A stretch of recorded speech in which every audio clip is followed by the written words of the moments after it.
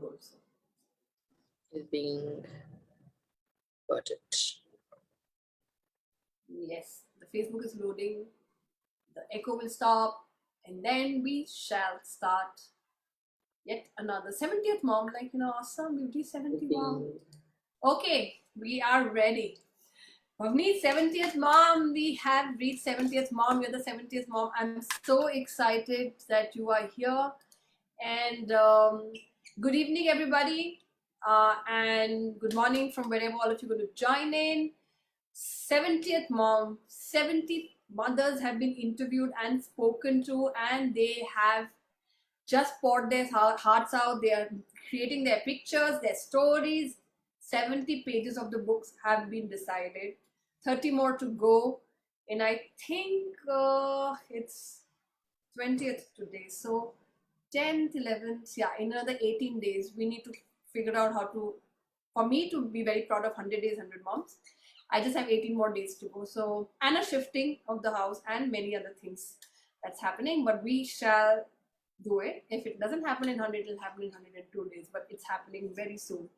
Bhavneet, welcome, and what a proud moment to introduce somebody like you in My Mother's a Scientist. You're the first scientist we're introducing in 70 Moms. Please introduce yourself and go ahead, and then we'll talk about your journey as a mom, as a woman, and we'll go ahead. Yes. Thank you so much, firstly, for getting me on board in this. This is like I've seen from day one. I've been watching you, seeing all the interviews. It is like so many amazing women you have interviewed, and it's like, I told you, when I'm driving back from work, I'll just put it on and I'll just keep listening to the interviews, because it's so uplifting, so empowering, seeing so many women doing so much and them being moms along with. It's just amazing. So thanks first, and for myself. Yeah, hello everybody. I'm Bhavneet. Though my Facebook profile says Bhavneet Kaur, I am just Bhavneet. My name is, somehow I just have a first name. Right. This is a very thing. A lot of people ask me, you don't have a middle name, I don't have a last name. No, it's just Bhavneet. Before marriage, after marriage, it's been Bhavneet. Right. And I have a 7-year-old daughter. So Amira, she is sometimes my mom. It's just two of us in the house, so we sort of fill in for each other so many times, and we reverse roles. We fill in for each other wherever needed. So she's just 7, but I know she is ages ahead of herself. She's like, I can be the child, and she is more of a mature mom sometimes, and she just takes care so much. It's like sometimes you just privileged to have somebody like that in your life. I just feel maybe she is or not, I don't know, but I am. Right. I don't see that. Of course, she is privileged to have a mother like you, for sure. I definitely am, because she is blessed with the child like that. I was once also told by a doctor, maybe I'll tell later, that she is my miracle baby. Right. And professionally, I'm an aerospace engineer by profession, and I work as a scientist with our defense R&D organization, which is with the government of India. When I've been a scientist for 18 years now. So when I joined DRDO, I joined in Hyderabad, which is the hub for missile design, missile production. And it was an amazing experience working for an organization like that. You don't learn so much in college. When you go somewhere and you see a product being built from scratch and something flying, reading in the books is so different from when you just start working. Right. So that was my first project, where I worked on a missile design. I designed the outer shape of aircrafts. That lab, people used to ask me, it's a government job, you have a laid back time, you get all the time in the world. And I said, no, it's nothing like a government job that you think it is. Yeah. It is hardcore technical work. You sit down and do your job. that's one of the labs which has been set on the principles of our late President Dr. Abdul Kalam. He was the director of that lab at one point, and I think his vision and mission has been followed by those labs there in Hyderabad to the world. So that's why maybe we have quite a few successful projects, successful products from there. And I just had an amazing learning that happened there. Right. Then I had to shift here to Bangalore, and here I'm working on drone design. We design drones, not the camera wala, the quadcopters, the huge kick-ass drones. But this is also I've been doing this for 10 years now, and it's been such a learning for me. It's in my field, we grow as we grow, we learn more. Right. It can't be that I know everything today. I'm a rocket scientist. I can do anything. No, you just learn every day. Right. And this work just keeps me going in my good days, bad days. This is something which stays with me. I'm even on a bad day, I cannot do injustice to this. Of course. I know, and when I go to work, I will give my 100%. That is something never goes down. Beautiful. I mean, if drones and missiles are not exciting, what will be? If I can even, sorry, I mean, confessing, if I can even spell missile properly, I would have achieved quite a bit in life, because I definitely do a lot of mistakes in my spelling. So drones and missiles, spelling itself is a problem for somebody like me. For somebody like you to design them, of course it's exciting. It's see, my cough starts. Of course it's exciting and it's amazing. And Melanie is here. Soumya, hi. So like, you do the drawing bit, you do the technical stuff. Where are you part of it? And what's the most exciting thing that you can share? Of course, is there for you in this job? While if I cough, I'm just going to do my own view. Just keep going. So like in any aircraft or anything, there's a lot that goes in. I'm in the design of the shape of the aircraft, like how the missile looks, not the aesthetics, but how it flies. It's how it looks, it flies. So I'm an aerodynamicist. I design the outer shape of the aircraft. So now, though I have worked so much, I really don't sit down and do calculations, but I handle 5 projects here, out of which here also there are 2 drones, 1 target aircraft. Target aircraft as in the armed forces use them for practicing. So that's target aircraft, and 2 missile projects here also. Wow. So you can say one of the leads in these 5 projects.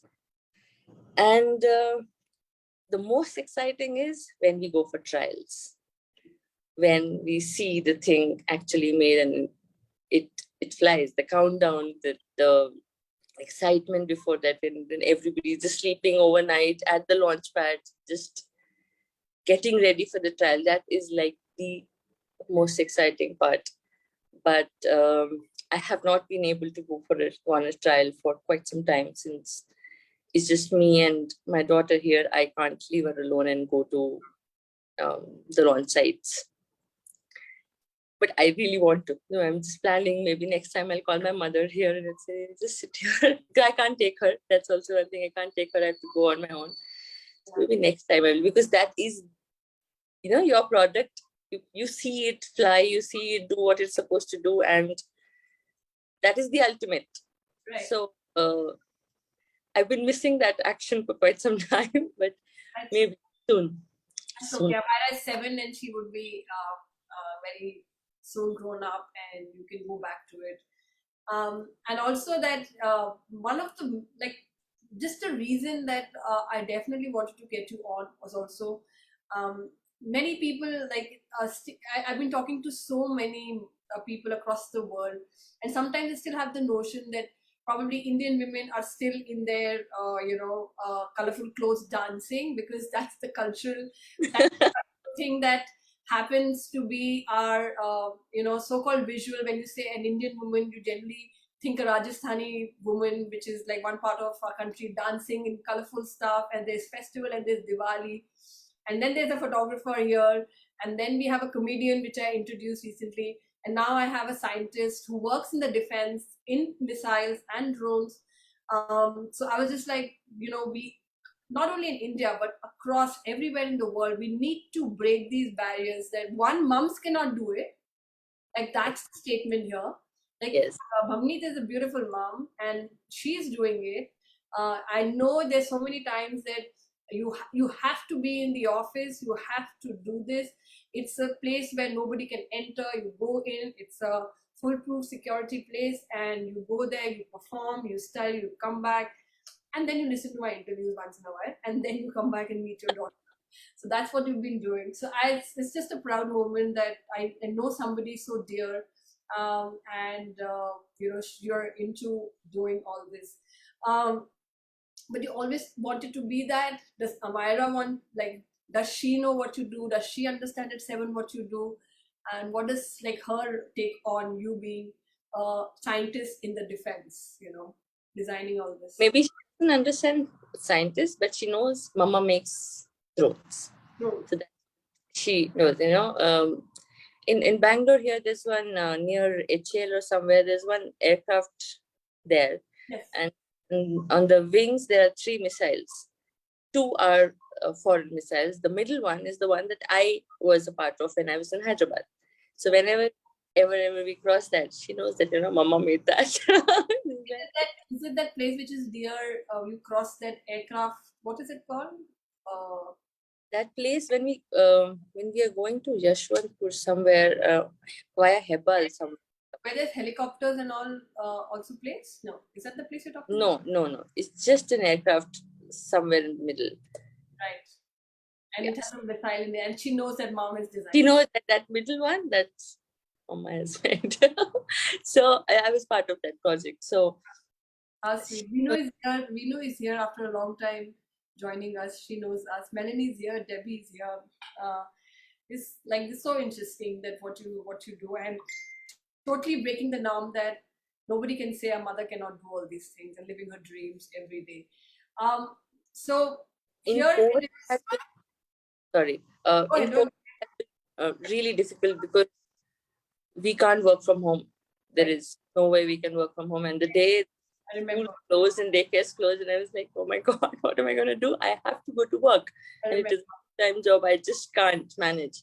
Thankfully, we've been managing. That's what I say, that she takes care so much that I didn't have to worry. She somehow adapted to the thing that she has to be at home and she has to take care of her online classes on her own. All the other kids are going to have their parents around for anything. Right. I won't be there. And she's been managing for 1.5 years. I remember COVID. There are times when she's come to my place as well. There are times that she's dropped in Anu's place with Kabir, and it's all that love that you give, that you also have found some love in the premises. Just letting the audience know, in Bangalore, I was with her in the same apartments, and her daughter used to go to school with my son. So, I mean, she's a beautiful child, and I remember you telling me this, that in COVID, if the school shuts, because she used to be gone from 7 in the morning till at least 3:34, and then a daycare, and by the time used to be back, used to be 6. Yes. Right. But then just the whole day, and then never ending, and still the school is not on. So hats off to you, both of you, trying to manage it and figure it out, and hats off to her to make you feel that she is managing, because 7 is still young, and of course, from a strong mother we ripple down a strong child, for sure. And so going on from there, like this whole self-portrait movement, you've been watching it. First, let's hear what you've been watching. What is it that inspires you to put it on after work of designing drones and missiles? You switch on this. You've been telling me, I think, quite a bit of time, that I switch it on and I listen to your interviews, in the car when I'm driving back. So what excites you being a scientist totally to this world of mothers? What is it that resonates with you? Um, One is I like to meet new people. I like to listen to new stories. I just enjoy when I listen to new people talking about their life experiences. You just, for me, everything becomes a learning. right. And not for me, I think for everybody, it's everything is a learning. You learn not just from your life experiences, you learn from everybody's. And Right. these are out there doing different types of jobs, different types of talents, and uh, they have learned so much in their lifespan till now. So if I can catch a little bit from there, anything goes in my head. I learn from those experiences, and it's just sometimes a very happy moment to even them after a hectic day. Um, it is actually it's become some kind of a stress buster for me. The way the moms come out and they're talking about their lives, just that, even if whatever the content is, just that, it becomes very happy moment for me, which I've come to enjoy. I don't want it to end. No, I'm sure you want it to go over, means it has to come somewhere, the product. A lot of people are lighting that to me. What after 100? You just got Yeah. used to coming you up like continuous 100 days every day. What out of 100? Some people are messaging me who are not tuning in the interview because they see announcement, they see an interview. They see announcement, they see interview. Sometimes they do 2 interviews in a day. Announcement, interview, just continuously going on for the last so many days. And they've been telling me that, are you an interviewer? Like, are you a TV show artist or what are you doing? I said, no, I'm a photographer and I'm just doing it for 100 days. So they're like, oh, this is not forever. I was like, no, this is not forever. Yes, I'm tagging 70 and it'll be 100 and we will stop there, but I don't know because something is waiting at 100 for us to take this further. And just today in the morning, I was speaking to somebody. I was like, I need to plan what after the 100th mom because yes, there's a lot of work because taking this book out is not easy. The book work and things are lining up, design, paper to be used, what quantity should be, like what could be the weight so that it can be couriered nicely, getting the stories, editing it, so many mums emotions coming together, then the courier service and how will it reach them, what else can we do, I want to handwrite something, and so a lot of stuff going on, but that's back end. So I'm just been getting a lot of messages saying that, like, are you going to do something in front end or just going to leave? So something will happen. I don't know what. How do we do this? Universe will show me the way to go ahead after these 8th or 9th of November. I think we should be 100 moms. And do you believe, like, you've been there since beginning, and the whole thing of here's this one confident scientist who's going and she is creating missiles and drones. Does the camera scare her? Does she think a lot of time? Does the chatter surround her when the camera comes and points at her? Yes. Yeah, thanks. I can definitely say that the camera is more powerful in scaring people than this thing. So let's talk about that. And even it happened yesterday. We had a beautiful musician, Saskia. I mean, they are so in tune with the music is just unbelievable. What kind of music they play. They are some other level, and they are like one of the top musicians in this country. And when I asked her, so I hope the musician part in you has solved the self portrait image and everything. Like, no, not at all. So like somebody who's so tuned with spirituality, so that's why this project is getting me more and more finding out what is it, like what sits in us and what is that scares you as well. And I'm going to ask this to an army officer as well. I'm very inquisitive to ask an army officer mom as well one day, maybe somewhere here. So what's the thing with the chatter? Why do you think it happens? Oh, I don't know when it was. If it's my work, if I'm presenting my work or nothing, there's nothing there then. even if I'm on a stage, I'm giving a lecture or something, nothing comes because I know I'm talking my work. Here,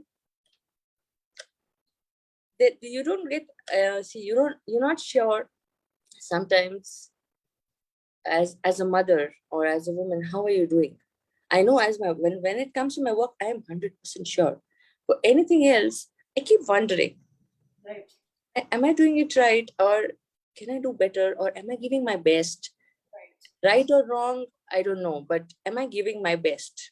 Right. That's all of us are blessed with that kind of a question. Yeah, am I? No, so that's a constant thing. So here, it's that me Right. who is not sure if I'm doing my 100% in the other areas, Right. except my work. Sometimes, like with my daughter, I feel um, me not deciding to stay in France with her father. Maybe, am I doing something wrong? Am I being judged for it, or am I, thinking about myself? Is that opening um,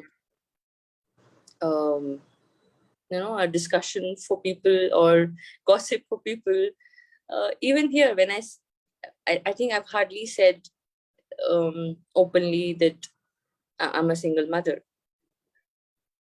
I don't know what people think. I don't know what people see me as. When I'm at work, I know what they see me at. Anywhere else, people don't ask, but I'm sure it's just they keep wondering what's happening. So I'm not sure so many times to come up and say so many things.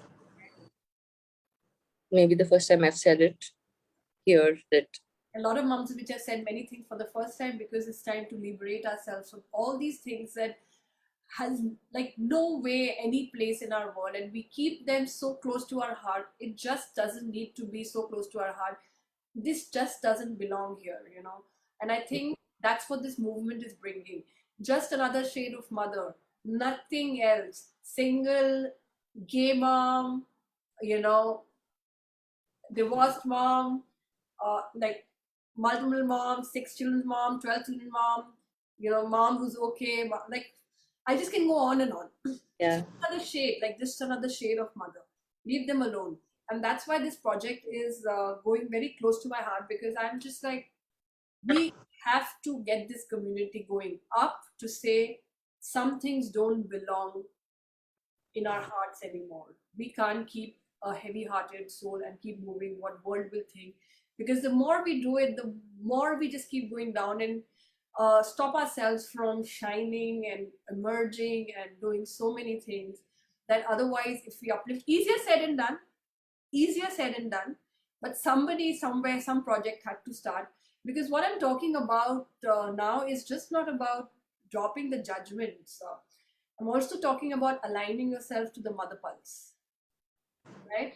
The mother pulse I've been talking about, it knows when to leave what it doesn't belong towards. It just knows that this is toxicity, this is poisonous, it needs to go away because it doesn't align with the mother pulse. It has a job to do. It has a pulsating pulse, like a pulse is there, which needs to be alive for kids to go ahead to make the future generation. It doesn't have time to listen to what the world has to say. It doesn't have that time. It has too much responsibility and hence a lot of power as well to discard all that's not needed. So a big hug to you for taking that courage to even say it today, in spite of the fact that we know a lot of people around here. I've spoken about my mom for the first time in 40 years because I have relatives who loved me, but I always had a fear that, because I was so loved, they all will think that, oh, she still is, not satisfied. And look at her, she's going on and on about it. And I never spoke about it, but I speak about it now because time has come to pick it up and just release it. And that's what we've done. And I told Faida ji this in her interview, that usually it's at the gunpoint. We release things at the gunpoint because Yeah. we're getting into depression, we're getting so rock bottom. Yeah. Then some gunpoint of a situation comes and we're like, if we don't do anything about it right now, we are gone. But this is different. This is like we're collecting it and releasing it like balloons and saying, gone, you're gone. We don't need you anymore. And So just to let you know, this is a safe place to know, and you're so incredible. You're just so incredible. And all I was trying to ask you also was that this is all the chatter, like, you realize that we didn't even speak about the chatter about the picture. Whenever I ask this question, so much starts coming out from women. We don't say, it doesn't end at, oh, I don't look nice, and maybe this thing is like, I'm not worth it, I'm not good, maybe something else, I'm not confident. And that is what's stopping us from showing in front of the camera and hence showing up in the world and going crazy with so much fear. And as I just told you something, let me also say it uh, publicly as well, because I want to say this. What I just told you before we started the interview, that I just got some random link saying that, hey, is this you? And there were these signs of crying and a shocking sign and something, and it seemed that maybe and probably it could be just a hacker sending me a thing through somebody, but maybe probably somewhere somebody's used my some video in some porn site, tried to click it, and then it was just taking me to here and there, and I'm like, forget it, you enjoy whatever it is, it's not me, it's somebody else, it might be just my face. And even that doesn't scare me anymore because it's not me, and that's what this project has done to me. You can send me something, you can release it in the public. When it's not me, it's just not me. It does not matter. And I am telling you this because it just happened today. And I just opened and I'm like, really?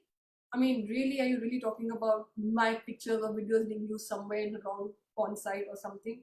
Well, that's so just letting you know that it's a safe place. So, all this while with Amira, you being a mom of, and like you keep going, you keep moving forward. What do you like? Where do you see yourself moving forward? Like, here is Bhavneet, who's taken this incredible story of hers, released it in the world, saying, "I am one of the 100 incredible moms in the world." How does it feel? How does it feel to you when? How does it feel opening that book? And then let's talk about that for you. Very surreal. I don't know. It feels unreal actually. That sometimes you don't give yourself that much credit. You're so rushing through life. You sometimes forget to just stop, pause, and think who you are. Uh, you keep admiring other people. We forget to admire ourselves sometimes. Right. You actually are showing us that mirror. Right. You know that. Yeah, that's we are. It's not that I don't like myself. I somehow enjoy myself a lot. I hold myself in a higher space in my head. Right. I do. But then in the rush of the life, you just forget. Sometimes maybe you need to see. So I just felt when you said that you want me to be a part of this, I felt, there'd be a book one day. And when I open it, somewhere in there, it'll be me. Yeah. However I looked, it really doesn't matter how I would be looking at that point. The way I'm looking right now, I've not been very confident when my hair started falling post-COVID. It took me by shock because I love taking my pictures. Though I don't post a lot on social media, but I love taking my pictures. And then my hair started falling. I was like, oh my God, that is like an integral part of me, my hair. And 90% of it was gone. And it's going back, thank God. But I'm just saying that though I'm feeling so not confident in my look right now, but when I thought about the book, I didn't think what I'll be looking like, whether I'll be looking pretty or not. And I'll be looking, will I be having amazing hair or not? No, that was not the thought that came. So it's so superficial that I keep thinking about my hair nowadays. But when it came to the book, that's not the thought. The thought was that, it'll be me there. And it'll stay. Yeah, forever. It'll stay. Yeah, it'll stay. So, when Amira grows up and she opens the book and whenever she sees, it'll be there. And I'm sure she'll have that proud moment about me. I don't know where I will be. I'm hoping I would have grown more. You such goosebumps, and that's what I want for these moms, to feel that worth, to be able to be that page in the living book, a living story. And when you're saying it, like, it's getting me so emotional because I don't know what will happen when I see the book in my hand. And it's and for each mom to hold that thing and that story, that's like that's me, and I've expressed it to inspire the world. Yes. Right? So the pulse, again, go back to aligning yourself with the pulse, the story, to make a better future. And I also feel that many things will open for these 100 moms. I just have a feeling, and I just think all the like just who has to be here is here, because these are the ones who are needed to brush it and put it right there to the world and take it ahead. So it's a total honor to have you, Bhavneet. And I've always admired your gentle soul. I've always admired the fact that you're such an achiever, but so humble. You always come up with a big smile. You're always laughing at my silly, like even if I'm trying to crack a joke, you can laugh at it, and I'm bad at it. My sense of humor is not so great. When I was trying to, interview Purnima, I was trying to really hide the fact that my sense of humor is very bad. So I was trying But to I be enjoyed that interview because I believe I have a very good sense of humor, though I didn't crack any jokes today. laughed in the comments. Yeah. I have it's not that I have a bad sense of humor, it's just that I don't understand jokes a lot of times. So that's what Rohit told me, my husband. He just told me that really you are actually going to interview a comedian, you will actually understand her jokes, because a lot of time the joke is over and I'm still trying to understand that what actually happened and why is everybody cracking up. And that's the look that like I made fun of a lot, because somehow. So I like the fact that you enjoyed it, uh, and but the fact that you whenever I met you, I always felt very, very warm. And of course we didn't get a chance to meet. COVID happened, and I met Amira more than I met you, for sure. And it's been a privilege to have that child as well. So if I ask Bhavneet's dream, what is Bhavneet's dream? Like when Bhavneet dreams, what does she dream about? As I told you, when I came back from France, I didn't join back Equal Sky because I saw it was in very good hands. First, what Equal Skies, before we talk about your dream. What is Equal Sky? Because you're a co-founder of Equal Sky as well. So Yes. that Almost 2010 sometimes we had a I had just come to Bangalore and I just somehow had a feeling that I want to do something. I want to. It was mostly in the education field. I had a feeling that I want to do something to help the underprivileged kids for education. And somehow it just, as I believe in science and I believe in how the universe aligns, it just so happened that somebody called in for a meeting for that anybody who wants to get into some kind of social work, let's just meet up and let's just think what we can do. So 15-20 people turned up. We had a meeting, but then finally it was just 4 of us, and we decided to start with a very small thing. We have a big apartment complex here, so many people, and just we thought people get newspapers every day. Just by getting those newspapers and selling those newspapers, we'll get a lot of money. Start using it for getting kids into schools who should not be on the roads and should be in schools, getting that basic education. So that started from there. 3-4 years, I think it was just the 4 of us, and it was a lot of work, but it was something I had been wanting to do. Something, because this is something that came from my grandmother, who was a social worker, who was like this strong, kick-ass lady who would just knock on any government office, any school, any organization. If she wants to help somebody, she will not care what Samne wala is thinking. She just go there, be on a protest, and get the job done. Simple things like some farmer will end up showing at her place. People who just randomly come to her place and say, this is my problem, can you please solve it? So some farmer just came up and says, then I want a loan for my thing. The bank is not giving me loan. Then my dad was a managing director in an agricultural bank. So my grandmother, she'll just go and sit outside my dad's office. And my dad used to say that, she embarrasses me so much. And, sometimes I've seen fights between my mom and my dad, but my grandmother will not care. Being a Punjabi mother-in-law, not thinking that this is her daughter's husband and I should not be doing stuff like that. She will not care. Her husband was a civil services officer. Her brothers were all politicians. So she would take advantage of every office she could go to. She would just knock on the doors and say, I want this work done for this guy. That was like always, I just looked up to her. It's like, how she doesn't care what anybody's thinking. She wants to help somebody, she will do it. Yeah. And I just somehow wanted to do something. And this is how it started. So this is how our small organization started. And now it has become pretty big.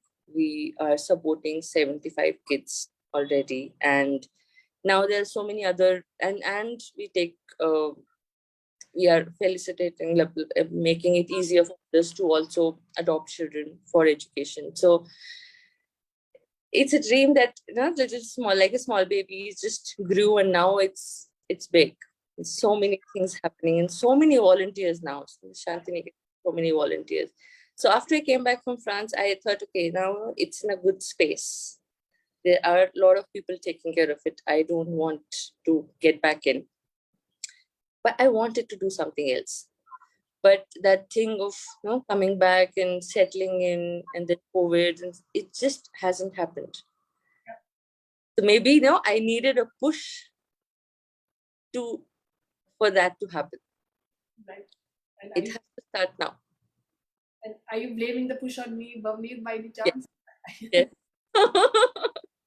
I needed it because sometimes you just get too comfortable, even if that dream is there in your head that okay, this is done, somebody is taking care of it, let's try something. There's so much to do. Oh yes, so much to do. There's something I can contribute in, and I have not been doing for the last 2.5 years.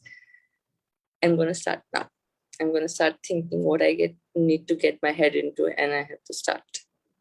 So that's one thing I've been wanting to do, and I have to. It just makes me literally cry. Like, I've decided not to cry in interviews like that. But what you're just saying, it's unbelievable. And the story of your grandmom, like, that's the ripple effect I'm talking about. The mother pulse. The mother pulse takes charge.